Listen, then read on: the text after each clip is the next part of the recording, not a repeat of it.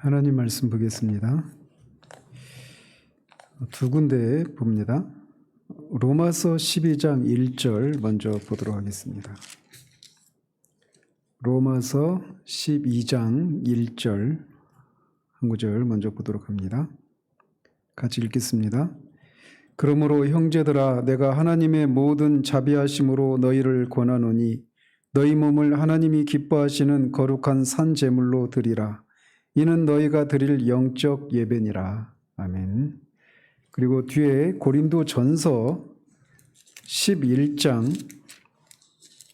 24절에서 26절까지 보겠습니다. 23절부터입니다. 23절부터 26절까지 같이 읽겠습니다. 내가 너희에게 전한 것은 주께 받은 것이니 곧 주 예수께서 잡히시던 밤에 떡을 가지사 축사하시고 떼어 이르시되 이것은 너희를 위하는 내 몸이니 이것을 행하여 나를 기념하라 하시고 식후에 또한 그와 같이 잔을 가지시고 이르시되 이 잔은 내 피로 세운 새 언약이니 이것을 행하여 마실 때마다 나를 기념하라 하셨으니 너희가 이 떡을 먹으며 이 잔을 마실 때마다 주의 죽으심을 그가 오실 때까지 전하는 것이니라. 아멘.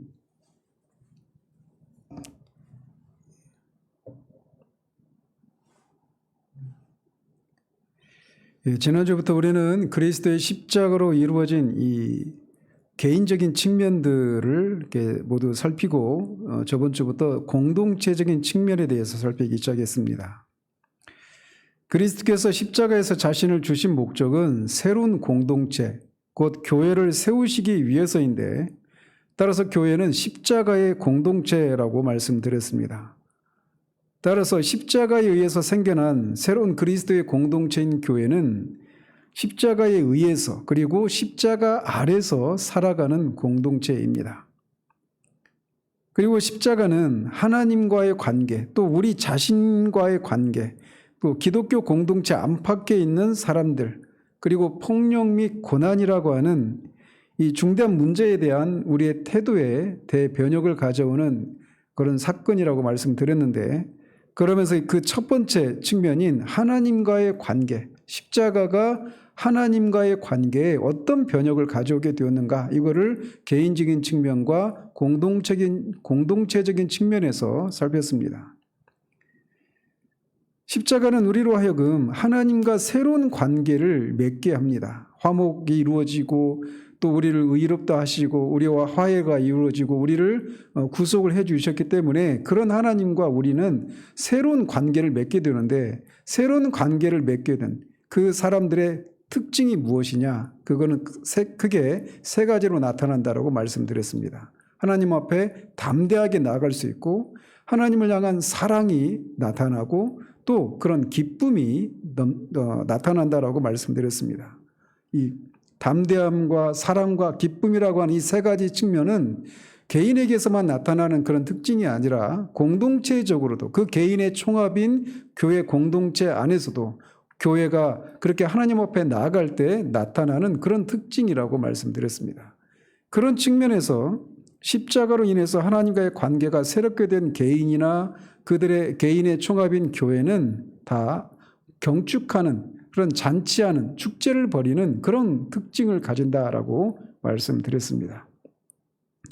자, 이렇게 기독교는, 그래서 이제 오늘은 두 번째, 십자가로 말미암아 이제 지난주에는 하나님과 새로운 관계를 맺게 된 개인과 공동체가 어떤 모습으로 나타나는가, 이거를 말씀드렸다라면 오늘은 두 번째 측면으로 십자가로 인해서 우리 자신에게는 어떤 변화를 가져오게 되었는가, 이 측면을 살펴보려고 합니다.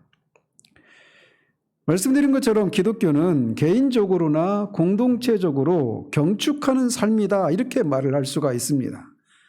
그리고 그것을 특별히 잘 보여주는 장면이 있다라면 성만찬이라고 할 수가 있습니다. 성만찬은 기독교에서 유월절과 같은 것으로 교회의 경축 생활의 중심을 차지하고 있습니다. 교회가 경축하는 공동체다, 잔치를 벌이는 그런 공동체다, 그리고 잔치상에서 벌어지는 그런 기쁨과 사랑, 이런 것들을 압축적으로 보여주고 있는 장면이 있다라면 바로 그게 성만찬이다라는 거죠.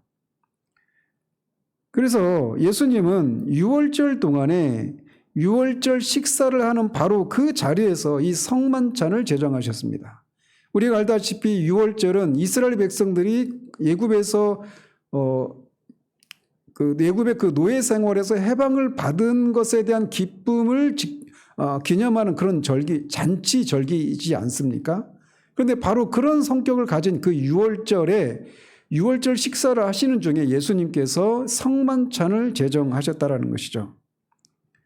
그러면서 예수님은 이 자신의 육체적인 조상들이 유월절에 먹는 것이 그 누룩이 없는 빵이지 않습니까? 그래 무교병이라고 하는데 그 유월절에 무교병을 먹으면서 이것은 고난의 떡이다라고 그렇게 시작을 하면서 그 유월절을 지키는데 그 의식문을 이것은 고난의 떡이다라고 하는 것을 바꾸면서 의도적으로 이것은 너희를 위하여 주는 내 몸이다.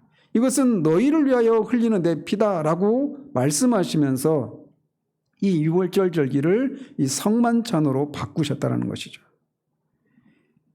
유월절 절기에 무교병을 먹는 유대인들이 출애굽의 과정을 회상하면서 그들에게 베푸신 하나님의 은혜에 감사하게 되는 것처럼 이제 신약에 와서는 성만찬 때 우리가 먹고 마시는 떡과 포도주는 우리로 하여금 그리스도의 십자가를 되돌아보면서 그분이 거기에서 받으신 고난과 그것을 통해서 이루신 일들을 회상하며 감사하게 만드는 그런 의식이다라는 거죠.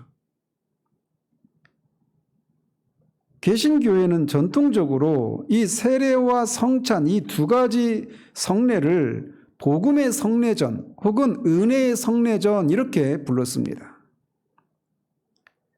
왜 세례와 성찬을 복음의 성례전이라고 부르느냐?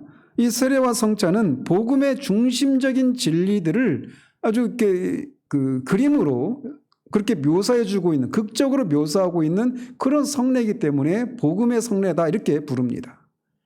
또 이 세례와 성찬을 은혜의 성례전 이렇게 부르는 것은 그 세례와 성찬이 의미하는 바 그 내용이 하나님의 은혜로 주어진 것을 우리에게 그림으로 극적으로 보여주고 있기 때문에 그거를 은혜의 성례전 이렇게 부르기도 합니다. 이 두 가지 표현 다 옳은 거예요. 그리고 이 복음의 성례전인 또는 은혜의 성례전인 세례와 성찬이 구현하는 기본적인 방향은 인간에게서부터 하나님께로 향하는 것이 아니라 하나님께로부터 인간에게로 향합니다. 그래서 세례의 경우에는 우리가 크게 두 가지로 나누지 않습니까? 우리 교회에서처럼 물을 이렇게 뿌리는 이걸 관수라고 말을 하는데 이 세례가 이 관수와 침례 크게 두 가지 방식으로 나눌 수 있는데 관수로 세례를 받는 경우에는 그 물이 의미하는 바는 죄로부터 깨끗함을 받는 것과 성령의 부으심을 받는다라고 하는 것을 상징합니다. 그리고 침례의 경우에는 그리스도의 죽음과 물속에 들어갔을 때는 그리스도의 죽음에 우리가 동참했다 이런 것을 상징해주고 또 물에서 나오는 것은 그리스도께서 죽음에서 부활하신 것을 이렇게 상징하는데 그것을 이렇게 표현한단 말이죠. 즉 그렇게 세례가 관수의 방식이든 또는 침례의 방식이든 그것이 우리에게 말해주고 있는 것은 우리가 하나님께로가 아니라 하나님께서 우리에게 세례를 베푸신다라고 하는 것을 그렇게 말해주고 있는 거예요. 그래서 세례가 상징하는 바대로 죄 씻음과 성령의 부어짐과 또 우리가 그리스도의 죽음과 부활에 동참하게 되는 이런 것을 극적으로 이렇게 묘사하고 있는 것이죠. 그래서 이 세례가 기본적으로 우리가 하나님께로가 아니라 하나님께서 우리에게 그렇게 베풀어 주시는 거예요. 그래서 우리는 우리 자신에게 스스로 세례를 베풀지 않습니다. 오히려 우리는 세례를 받는 입장이죠. 세례를 받고 그렇게 세례, 관수든지 침례든지 그런 우리에게 가해진 그런 행동은 그리스도의 구원 사역을 상징한단 말이죠. 마찬가지로 이 성만찬 때도 이 성만찬 때 떡을 취해서 그것을 축사하고 떼어서 나눠주죠.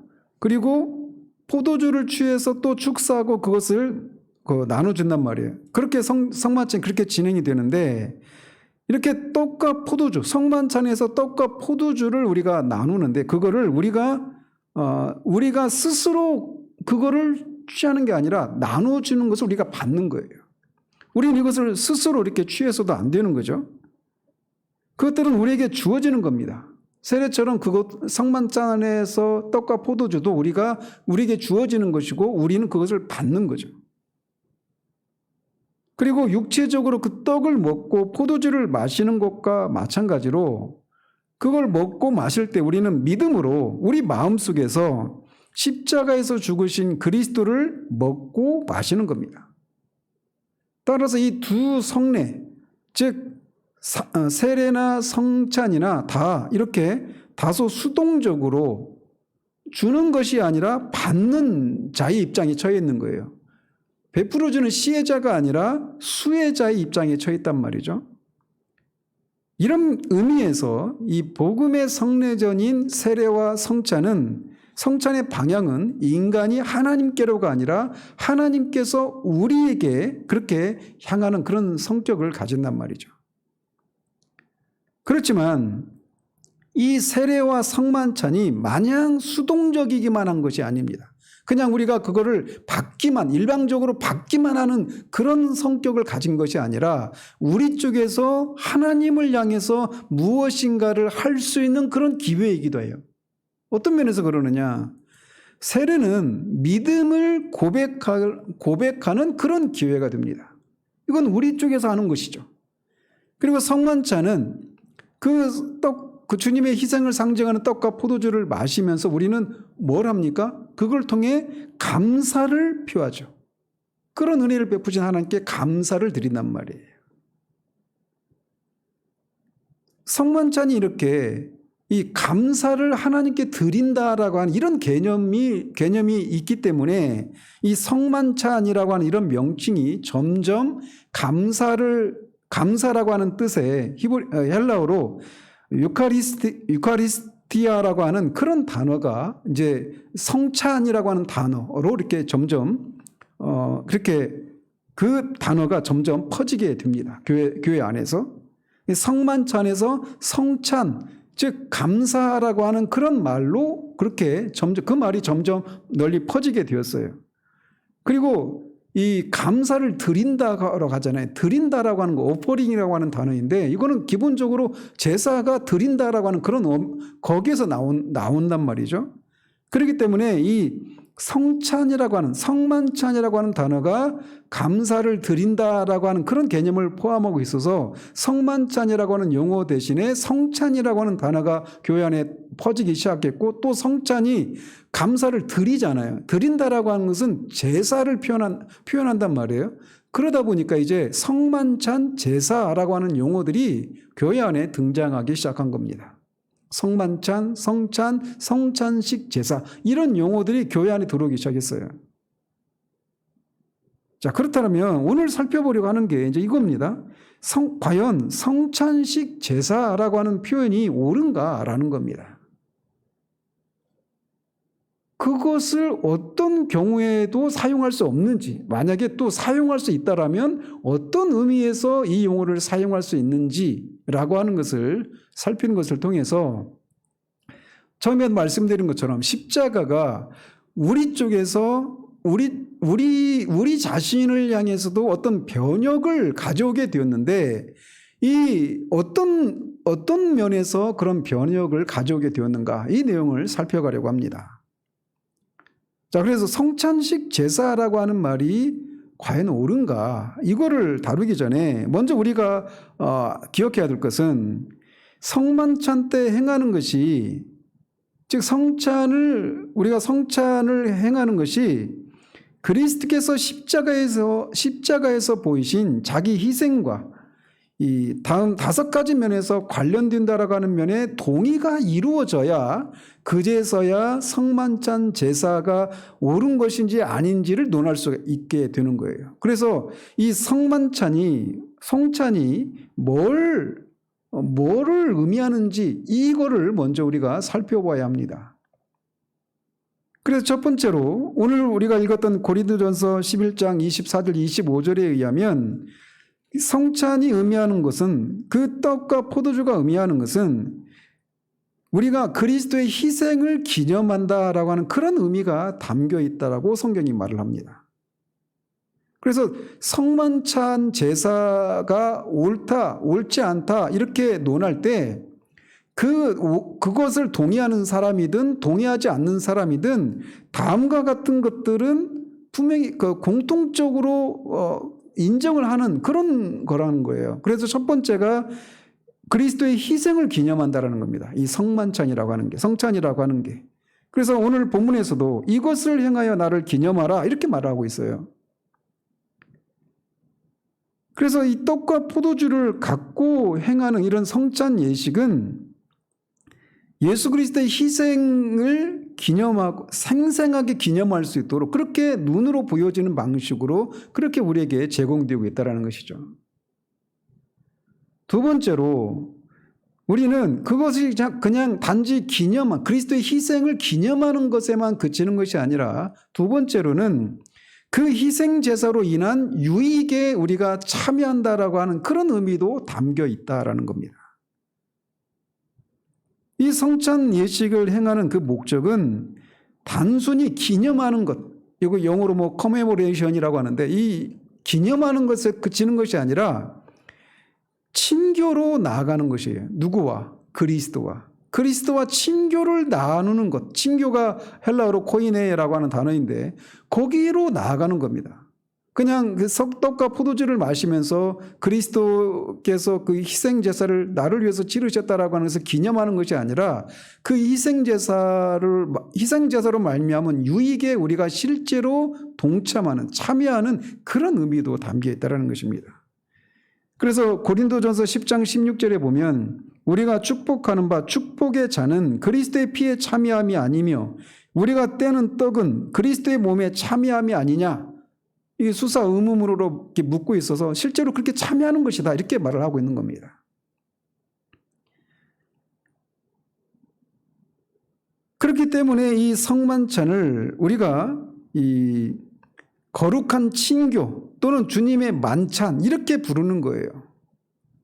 그 성찬에 참여하는 것을 통해서 주님과 우리가 친교를 나누기 때문에 거룩한 친교 이렇게 부르기도 하고, 주님을 실제로 우리가 먹고 마시는 이런 의미도 있기 때문에 주님의 만찬 이렇게 부르기도 한다는 것이죠. 이렇게 이 성만찬은 첫 번째로 그리스도의 희생을 기념하는 의미가 있고 그 희생제사의 유익에 실제적으로 우리가 참여하는 그런 의미도 있어요.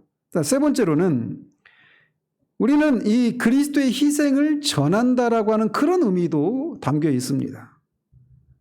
26절에 너희가 이 떡을 먹으며 이 잔을 마실 때마다 그의 죽으심을 그가 오실 때까지 전하는 것이니라 이렇게 사도가 말을 하고 있습니다.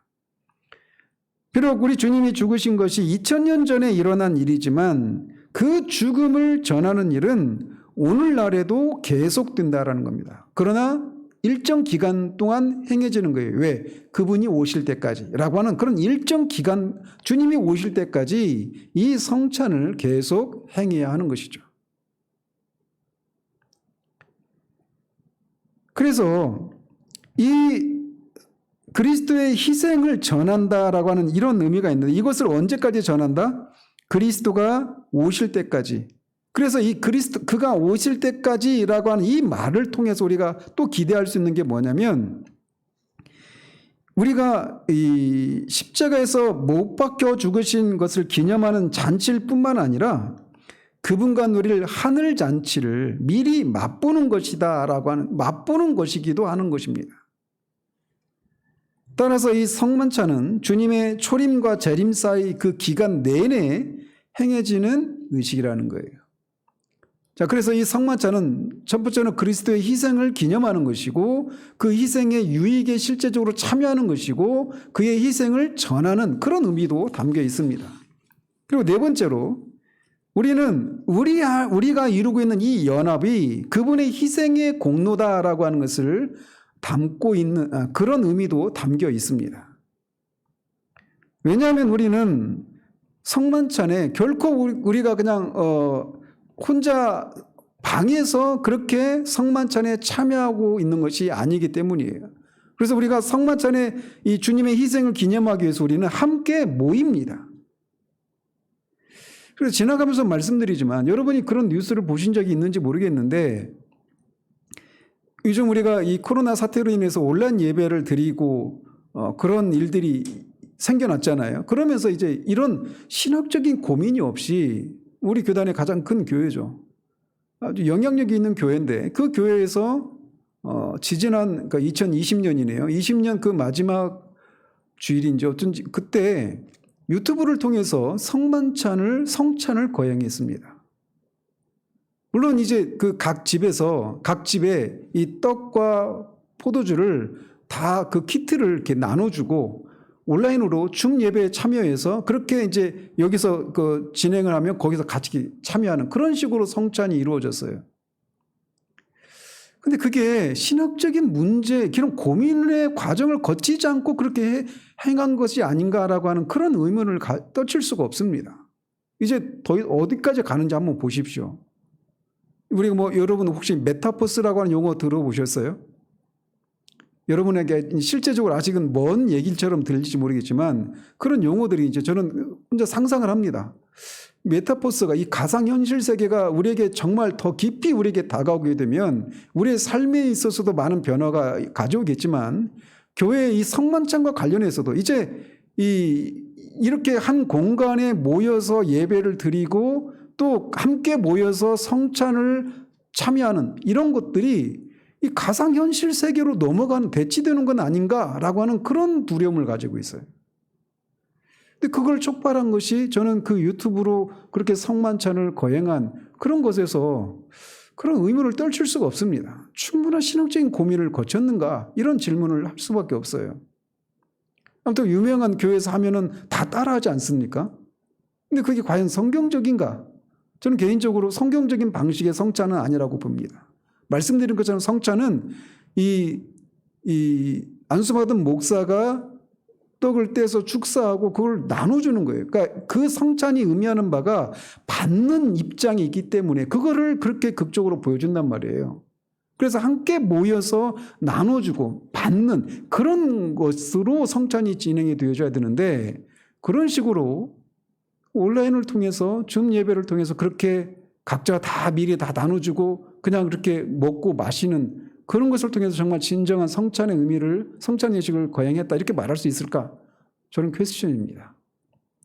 어떤 결론이 도달한 건 아닌데 질문을 가지고 있어요. 어쨌든 성찬은 그냥 우리가 따로 스스로 떡을 취하거나 스스로 포도주를 취하는 게 아니에요. 받는 거예요. 함께 모여서 받는. 그래서 함께 모여서 한 떡을 떼고 한 피를 같이 먹고 마시는 것을 통해 우리가 그리스도의 희생 제사를 통해서 한 공동체, 한 영적인 혈육이 되었다라고 하는 이런 것을 보여주고 있는 거란 말이죠. 그래서 우리가 그리스도의 희생이 주는 유익을 공동으로 나눠 가졌다라고 하는 것을 인해서 서로 연합됨을 인식하는 것이 성찬입니다. 떡이 하나요 많은 우리가 한 몸이니 이는 우리가 다 한 떡에 참여함이니라 이렇게 말을 하고 있어서 이 성찬이 의미하는 바는 우리가 연합을 이루고 있는 것이 그분의 희생의 공로 때문이다. 이것을 상징한다라는 거예요. 그리고 성찬이 의미하는 다섯째는 우리가 그분의 희생에 감사를 드린다라고 하는 의미가 담겨 있습니다. 그래서 우리는 감사의 표로서 우리 자신, 즉 우리 영혼과 육체를 그분을 섬기는 산제사로 드립니다. 자, 이렇게 우리는 성만찬을 나눌 때마다 십자가에서의 그분의 희생을 기념하고 그 희생제사의 유익에 참여하고 그 희생제사를 전하고 우리의 연합의 근거로 인정하고 감사의 예배로 응답해야 합니다. 이것이 성만찬이 의미하는 것이라고 하는 것에 동의가 있어야 그 다음에 성찬 제사라고 하는 용어가 옳은 것인가 아닌가를 논할 수 있다는 거예요. 일단 이 5가지 의미는 일단 동의가 이루어져야 된다는 것이죠. 자, 그래서 이제 남아있는 문제는 십자가에서 드리신 예수님의 제사와 우리가 성찬식 때 드리는 이 감사의 제사 사이에, 즉 그분의 죽음의 제사와 우리의 산 제사 사이에 어떤 관계가 있는가라고 하는 것입니다. 이 문제로 인해서 이 성찬이 어떤 의미가 있는지, 이 성찬이 과연 제사의 성격을 가지고 있는지, 이런 것과 관련해서 이 16세기 종교개혁 이후로 기독교계를 분열시켜 왔습니다. 그리고 여전히 지금도 이 루터교와 이 칼빈주의 교회와 또 이 로마 가톨릭 사이에 이 성찬과 관련해서 의견이 나누어지고 있는 부분이에요.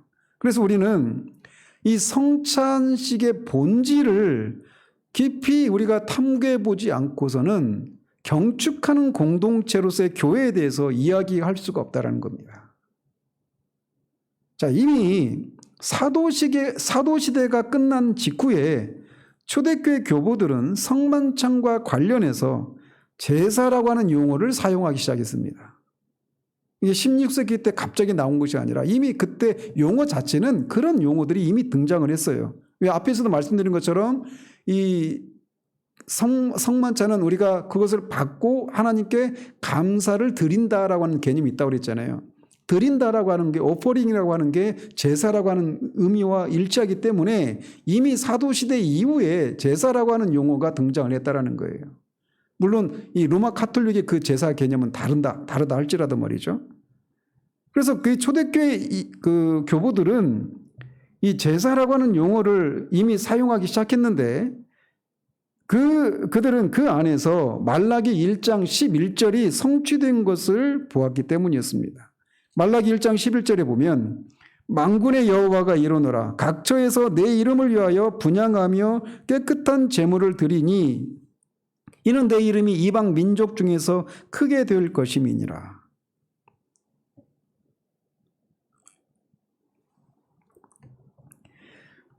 원래 제사 때 드리는 이 깨끗한 제물인 떡과 포도주는 피조물을 상징하는 것으로서 사람들의 감사의 표시였습니다. 그래서 그런 용어들을 사용하기 시작한 거예요. 성만찬 때 떡과 포도주가 드려지니까. 그래서 그런 제사라고 하는 용어가 이미 그때 사도시대 이후에 등장했다는 겁니다. 그리고 고대 저자들은 사람들의 기도와 찬양, 또 가난한 자를 위한 자선, 이런 것들도 하나님께 드리는 제물로 간주했습니다. 그러다가 3세기 중반에 200년대죠. 200년대 중반에 카르타고의 감독이었던 키프리아누스라고 하는 교부가 성만찬 자체가 참된 제사다 이렇게 말하기 시작했어요. 즉 주님의 순환이, 주님의 그리스도의 십자가의 그 희생이 사제들, 뭐 신부라고 할 수 있죠. 그런 사제들의 신부나 주교, 교황 다 말하는 것이죠. 그때는 교황이 없었지만 아무튼 그런 사제들에 의해서 하나님께 드려지는 것으로 그가 이해를 한 겁니다. 여기에서부터 이 키프리아누스의 주장에 의해서부터 중세 가톨릭의 성체성사, 이걸 우리는 화채설 이렇게 말을 하죠. 이 가톨릭의 성체성사 교리가 여기서부터 발전되어 온 거예요. 3세기 중반에 키프리아누스라고 하는 이 교부에 의해서 중세 가톨릭의 화채설이 여기서부터 이제 기인한 것입니다. 즉 사제들이 떡과 포도주의 형태로 현존하는 그리스도를 산자와 죽은 자의 죄를 위해서 하나님께 화목제물로 드린 거예요. 그렇게 이해를 한 겁니다. 그러니까 떡이 그리스도의 실제 몸이고 포도주는 그리스도의 실제 피예요. 이거를 사제가, 신부가 그 산자와 죽은 자의 죄를 위해서 하나님께 화목제물로 드리는 것, 이게 성찬 성찬의 떡과 포도주라는 거예요. 그래서 그거를 이제 제사라고 말을 한 겁니다. 그래서 미사 때마다 그 제사를 드리는 거예요. 미사는 제사거든요. 그래서 매번 미사를 드릴 때마다 이 그리스도의 희생 제사를 사제가 떡과 포도주를 가지고 떡과 포도주에 현존한 그리스도를 그렇게 드리는 것이 이렇게 얘기를 했던 거예요. 그래서 미사라고 하는 용어도 옳은 용어가 아니고 또 성찬 제사라고 하는 이런 화채설도 성경적이지 않기 때문에 종교 개혁자들은 그거를 강력하게 부인했던 겁니다. 루터는 공제설을 주장했고 칼빈은 영적 감화설을 주장했기 때문에 서로 성찬 교리가 다르긴 하지만 모든 종교 개혁가는 미사 때 드리는 그런 제사를 거부한다라고 하는 면에서는 의견이 일치가 되었었습니다. 그래서 십자가와 성례전, 우리를 위해서 드리신 그리스도의 제사와 우리가 그분을 통해서 드리는 제사를 종교개혁자들은 명확하게 구분을 했었습니다. 그래서 영국의 캔터베리 대주교이자 종교개혁 당시의 신학자였던 토마스 크랜머라고 하는 분은 이 둘의 차이점을 다음과 같이 명쾌하게 표현을 했습니다. 즉 그리스도가 드렸던 제사와 그 그리스도의 희생 제사로 말미암아 구원받은 우리가 드리는 제사를 구분해서 말을 했다라는 거예요. 그래서 그가 이렇게 말을 했습니다. 어떤 종류의 제사가 있는데 그것은 화목제 또는 자비제, 즉 하나님의 진노와 분노를 가라앉히고 우리의 모든 죄에 대한 자비와 용서를 구하는 제사라는 것이다. 그리고 비록 구약에 그런 이름으로 불리는 특정한 제사들이 있긴 하지만 실제로 우리의 죄가 용서받고 하나님의 자비와 은혜를 얻을 수 있는 제사는 단 하나밖에 없으며 그것은 하나님의 아들이신 우리 주님 예수 그리스도의 죽음이다. 다른 화목제사는 이전에도 없었고 앞으로도 결코 없을 것이다. 이는 동반자도 후계자도 허용하지 않는 우리의 대제사장 되신 그리스도의 영예와 영광이다.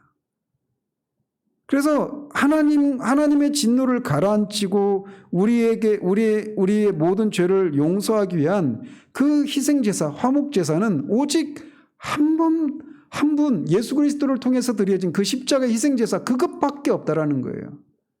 그 그리스도의 희생제사 이외에는 다른 희생제사, 화목제사가 없다라는 겁니다. 즉 교황이나 사제들에 의해서 그런 것이 다시 반복되는 일은 없다라는 겁니다. 그것은 이미 끝난 일이라는 거예요. 그래서 그런 한 종류의 그리스도의 죽음을 통해 드리는 이 제사라고 하는 한 가지 제사가 있다라는 거예요. 그런데 또 다른 종류의 제사가 있다라는 겁니다.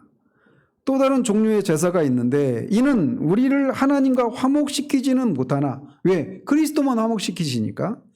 근데 이 제사는 우리를 하나님과 화목시키지는 못하지만 그리스도에 의해서 화목된 사람들이 하나님께 대한 우리의 의무를 입증하기 위해 그리고 우리가 그분께 감사하고 있음을 보이기 위해 행하는 것이다. 그러므로 그것들은 찬미와 찬양과 감사의 제사라고 불린다. 이렇게 말을 했습니다. 그래서 첫 번째 종류의 제사는 그리스도께서 우리를 위해 하나님께 드리셨고 두 번째 종류의 제사는 우리 자신이 그리스도에 의해서 그리스도를 통해 하나님께 드리는 거예요. 이런 두 제사가 있다는 겁니다.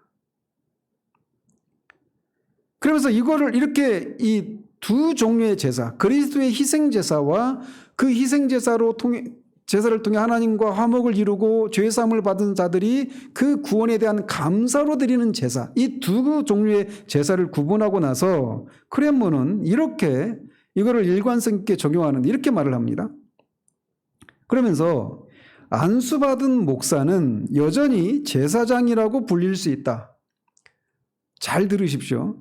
안수받은 목사는 여전히 제사장이라고 불릴 수 있다. 왜냐하면 이 제사장이라고 하는 영어 단어가 프리스트예요. 프리스트. 이 프리스트가 목사를 가리킬 때도 프리스트라고 하는 용어를 쓰기도 하고 신부나 이런 사제들을 가리킬 때도 프리스트라고 하는 단어를 씁니다. 그리고 이게 구약에서는 제사장을 가리킬 때 이 용어를 쓰기도 했어요. 자, 그래서 안수받은 목사는 여전히 제사장이라고 불릴 수 있다. 왜냐하면 이 프리스트라고 하는 제사장이라고 하는 말은 단지 장로라고 하는 말의 약어일 뿐이기 때문이다. 이렇게 말을 했습니다. 장로라고 하는, 우리가 장로 교단이잖아요. 장로라고 하는 말이 영어로 프레스비터입니다. 프레스비터인데 그거의 약자가 프리스트라는 거예요. 그래서 안수받은 목사는 여전히 제사장이다 이렇게 말을 할 수 있다는 겁니다. 그 용어를 쓸 수는 있다라는 거예요. 프리스트라고 하는 용어를 쓸 수는 있다라는 겁니다. 구약에서는 이게 제사장으로 또는 그 목사로 사제 이렇게 다양하게 번역을 하는데 똑같은 단어를 그렇게 여러 가지로 번역을 할 수 있는데 이 프리스트라고 하는 단어 자체가 장로라고 하는 말의 약어이기 때문에 그 약자이기 때문에 얼마든지 쓸 수 있다라는 거예요. 그렇지만 제단이라고 하는 말은 사용할 수 없다라는 겁니다. 구약의 제사장이라고 하는 말은 사용할 수 있어요. 왜? 이게 장로라고 하는 말의 약어이기 때문에 여전히 신약에서 이 프리스트라고 하는 단어를 사용할 수 있다라는 거예요. 그런데 단이라고 하는 말을 쓸 수가 없다라는 겁니다. 이게 무슨 말이냐? 구약에서 제사장이 그 제사를 드릴 때 어디서 드립니까? 번제단에서 드리잖아요. 단. 근데 단이라고 하는 말은 쓸 수가 없다라는 거예요. 제단이라고 하는 말은. 그래서 그거를 성찬대라고 말합니다. 대. 그래서 성찬대, 주님의 대, 거룩한 대 이런 식으로 말을 해요. 우리는 이제 성찬대라고 말을 하죠. 우리 교회 형편에서는 이 성찬대가 놓을 수 있는 공간이 없어서 임시 방편을 우리가 쓰고 있지만 원하기는 이게 강대상이 있다면 강대상 밑에 성찬대가 따로 있어요.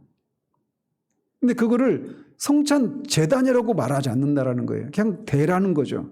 제단이라고 하는 말은 제사장, 구약에서 제사장이 하나님께 희생제사를 드리기 위해서 사용되는 것이 제단이기 때문에 그 제단, 단이라고 하는 말을 쓰지는 않아요. 성찬단 이렇게 쓰면 안 되는 거예요. 성찬대라고만 사용할 수 있다는 것이죠. 그래서 그걸 구분하고 있는 겁니다. 그러니까 이 말을 통해서 크레머가 뭘 말하려고 하는 거냐면 이 가톨릭에서 말하고 있는 이 떡과 포도주로 드리는 이 성찬이 성찬 제사다. 사제가 떡과 포도주로 현존하고 계시는 그리스도의 그 몸과 피를 희생 제사를 위해 화목을 위해서 제사를 드리는 것이다. 그래서 떡과 포도주가 놓여 있는 그 성찬 대가 성찬단이라 이렇게 말을 하는 거예요. 근데 그건 용납이 안 된다는 겁니다. 그걸 말하는 거예요. 크레마가. 그래서 크레마가 말하고 있는 것은 성찬식이 제사장에 의해서 제단에서 드려지는 제사가 아니라 목사에 의해서 성찬대에서 드려지는 만찬이라고 하는 것을 분명히 하기 위해서 그런 용어의 구분을 썼던 겁니다. 그래서 제사장이라고 하는 말, 그 안수받은 목사를 제사장이라고 하는 말, 프리스트라고 하는 말을 얼마든지 쓸 수 있다. 그렇지만 성찬단이라고 하는 용어는 사용할 수가 없다. 그거는 구약의 제사장이 제사를 드리는, 제단에서 제사를 드리는 그런 행위가 아니기 때문에 성찬이라고 하는 게. 그래서 그는 그런 의미의 성찬 제사라고 하는 용어는 성경적이지 않다라고 부인했던 겁니다. 그리고 이것은 다 종교개혁자들의 입장이고 성경의 입장이에요. 성경은 그리스도의 제사가 갖는 이런 독특성을 보장하는 점에서나 우리의 제사를 하나님의 은총을 구하기 위한 것이 아니라 감사를 표현하는 것으로 정의하는 점에서 이 크레머가 주장한 이 교리를 뒷받침해주고 있습니다. 그래서 그리스도께서 십자가에서 드리신 제사가 유일하고 궁극적이라고 하는 것을 히브리서 기자가 단번에라고 하는 단어를 5번 사용해서 언급하는 것을 통해 그리스도의 이 희생제사는 유일하고 궁극적이고 최종적인 것이라고 하는 것을 말해주고 있습니다. 그래서 단번에라고 우리가 번역한 이 단어가 헬라어로 하팍스라고 하는 단어 또는 에파팍스라고 하는 그런 단어인데 이 단어가 히브리서에 모두 5번 등장합니다. 단번에 드려졌다는 거예요. 그래서 예를 들면 이 7장 27절에 그는 저 대제사장들이 먼저 자기 죄를 위하고 다음에 백성의 죄를 위하여 날마다 제사 드리는 것과 같이 할 필요가 없으니 이는 그가 단번에 자기를 드려 이루셨음이라 이렇게 말을 합니다. 그리고 9장 26절에서 이제 자기를 단번에 제물로 드려 죄를 없이 하시려고 세상 끝에 나타나셨느니라 이렇게 말씀하고 있습니다.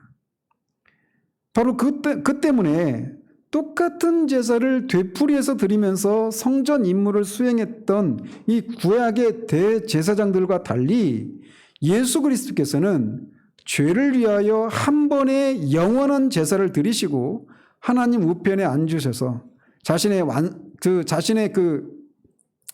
안식을 누리고 계시다라고 히브리서 10장에서 말을 하고 있는 거예요. 자, 이렇게 우리의 죄를 사하기 위한 이 희생제사는 단번에 완전히 드려졌습니다. 그래서 그리스도는 대제사장 직분을 다 수행하시고 다 끝내셨어요. 그것을 상징하는 게 뭐냐? 앉아 있다라는 겁니다. 히브리서 기자가 그걸 말해주고 있어요. 대제사장들은 계속 서서 제사를 드려야 돼요. 그런데 그리스도, 그 참된 대제사장이신 그리스도는 자신의 피로 드린 그 희생 제사를 통해서 완전히 그 문제를 해결했기 때문에 이제 앉아 있다라는 겁니다. 그런데 또 동시에 히브리서 7장에서 이렇게 말을 해요. 예수는 영원히 계심으로 그 제사장 직분도 갈리지 아니하느니라. 그리스도께서 영원히 계시는 분이시기 때문에 제사장 직분도 영원히 갈리지 않는다. 즉 그리스도의 제사장 직분도 영원하다라는 거예요. 방금 말씀드린 것처럼 그는 제사장 직분을 그 희생 제사를 통해서 완전히 다 끝내셨는데 그리고 하나님 우편에 앉아 계시는데 7장에서는 제사장 직분이 영원히 갈리지 않는데요. 영원히 제사장이라는 거예요. 이건 뭘 말하느냐? 이 땅에서의 그분의 제사장 직분은 모두 마쳤지만 하나님의 보좌 우편에 앉아서 여전히 그분은 제사장 직분을 수행하신다라는 거예요. 어떤 의미에서? 그거를 그 제사장 직분을 행한다라고 할 때 그것이 의미하는 것은 예수님의 제사를 하나님께 드리기 위해서 지금 그 일을 하고 있다. 이것을 의미하는 게 아닙니다. 또 왜냐하면 십자가에서 이미 그것은 다 이루어졌기 때문이에요. 또 그 제사가 받아들여지도록 간청하면서 그것을 하나님 아버지께 바치기 위한 것도 아닙니다. 왜냐? 그것이 받아들여졌다라고 하는 것이 그리스도의 희생 제사가 받아들여진 것은 그의 부활을 통해서 공공연하게 선포되었기 때문이에요. 그러면 그리스도가 하나님 보좌 우편에 앉아서 영원한 대제사장 직분을 수행하고 있는 것은 어떤 의미로 그 제사장 직분을 수행하고 있는가? 그것은 그분이 우리의 변호자로서 중보자로서 그 주님이 이 세상에서 십자가에서 드리신 그 영원한 단번에 드리신 그 완전한 그 제사의 근거에서 죄인들을 위해서 중보하신다라고 하는 그런 의미가 있는 겁니다. 그분의 영원한 제사 직분은 바로 이 때문에 존재하는 거예요. 왜냐하면 중보는 제사와 마찬가지로 제사장의 사역이 있기 때문에 그렇습니다. 제사장은 제사를 드리는 것과 동시에 또 중보하는 사역도 하는 거예요. 근데 그것을 십자가의 희생제사를 통해서는 그 영원한 희생제사를 단번에 다 드리셨지만 그것은 끝났지만 제사장으로서 하는 중보는 지금도 주님이 수행하고 계신다는 겁니다.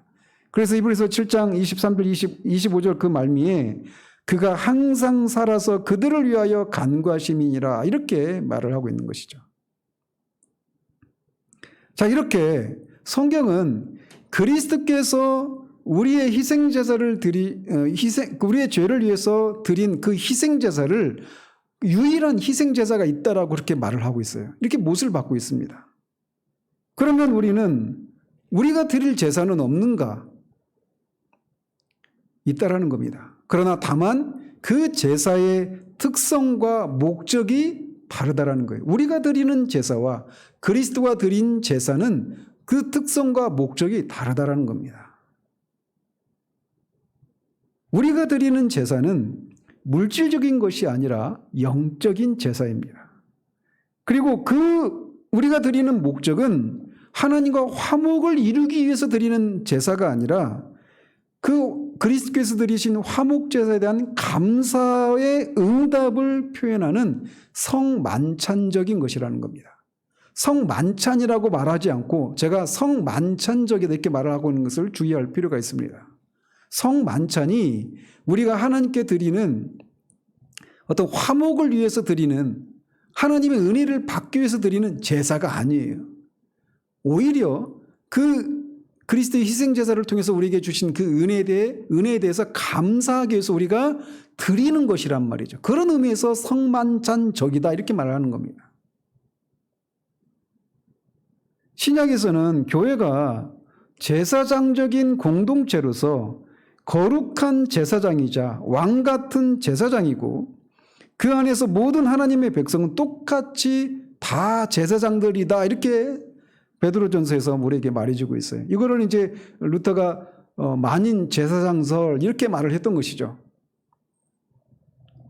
이 만인 제사장설의 결과로 제사장이라고 하는 말은 신약에서는 결코 이제 안수받은 목사만을 가리키는 용어가 아닙니다. 왜냐?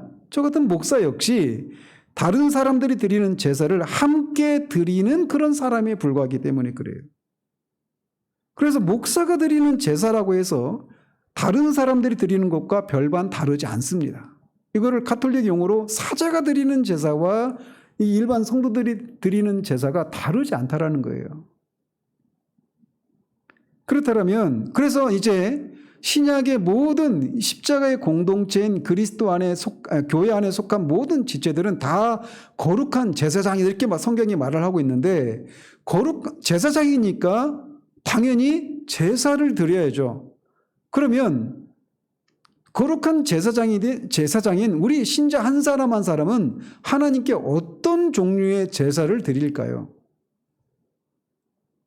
성경은 8가지를 언급합니다.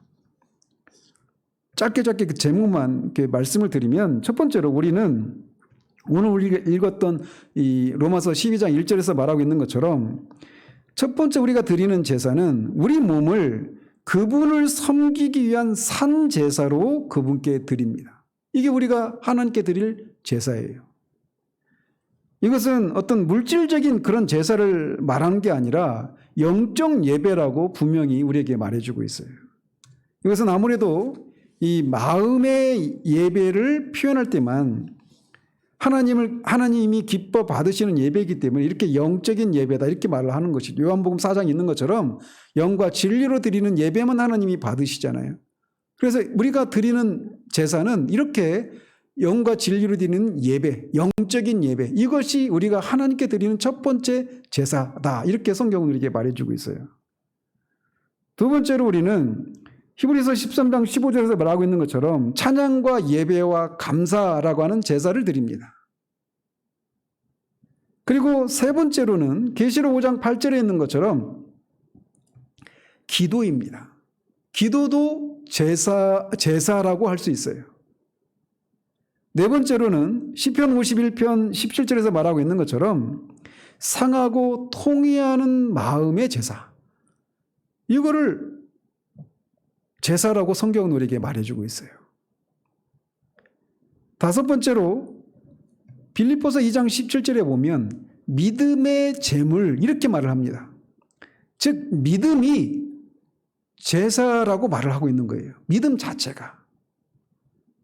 그리고 그 같은 구절에서 사도가 이 빌립보 교인들에게 믿음의 제물을 이렇게 말을 하는데 그거를 왜 어떤 문맥에서 그렇게 말을 하고 있느냐면 빌립보 교인들이 사도에 쓸 것을 채워준 그 선물을 준 것 이거를 제물이라고 말을 했어요. 그러니까 결국은 우리가 드리는 선물과 선행 이런 것도 제물, 제사라고 말을 하고 있는 것이죠. 그리고 7번째 제사는 하나님을 섬기는 일에 관제처럼 우리의 삶을 그렇게 쏟아붓는 것. 그래서 사도 바울이 내가 이 관제와 같이 하나님께 드려졌다라고 말을 하잖아요. 그리고 8번째는 또 사도 바울이 말하고 있는 것인데 로마서 15장 16절에 있는 것처럼 이 복음 전도자가 그 복음을 전해서 회심한 그 사람들을 하나님이 받으심직한 재물이라고 그렇게 표현을 했어요. 그래서 결국 이 말을 통해서 사도가 말하고 있는 것은 우리가 복음을 전파하는 것, 그것이 하나님이 기뻐 받으시는 제사다, 이렇게 말을 하는 것이죠. 성경은 이렇게 8가지 제사를 말합니다. 즉 영적 예배, 찬양과 예배와 감사, 기도, 상하고 통회하는 마음, 믿음, 우리가 드리는 선물과 선행, 하나님을 섬기는 것, 복음 전파, 이 모든 이 8가지를 성경은 신자가 하나님께 드리는 제사다, 이렇게 말을 하고 있는 거예요. 이것은 다니엘 워털랜드라고 하는 분이 말하고 있는 것처럼 이것은 참되고 복음적인 제사다라고 말을 할 수 있습니다. 왜냐? 이 8가지는 율법이 아니라 복음에 속합니다. 이 제사를 통해 하나님께 죄사함을 받기 위해서, 하나님의 은혜를 받기 위해서 드리는 것이 아니라 거꾸로 죄사함을 받고 은혜를 받은 것에 대한 감사로 드려지는 것이기 때문에 그건 율법이 아니라 복음입니다. 또 그리스도 안에서 하나님이 보이신 은혜에 대한 감사의 반응이기 때문에 이것은 율법이 아니라 복음인 것입니다. 그리고 그것들은 영적이고 또 선한 생각이든 선한 말이든 아니면 선한 방법이든 모두 마음으로부터 나온 것으로서 고유한 거예요. 외적인 것으로 마음이 동반되지 않은 것, 이것은 의미가 없는 것이죠.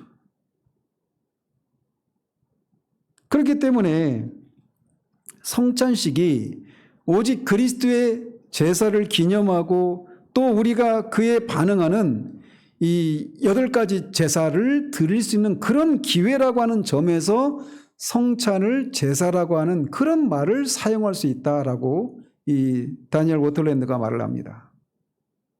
그런 의미에서만 제사라고 하는 용어를 쓸 수 있지, 로마 카톨릭에서 말하고 있는 것처럼 떡과 포도주가 그리스도가 실제로 그렇게 그리스도의 몸과 피로 바뀌어져 있고 그것을 제사장인 사제가 하나님께 화목을 위해서 드리는 제사이기 때문에 그런 성찬 제사다, 성체 성사다, 이렇게 말을 할 수 있는 게 아니다라는 거예요.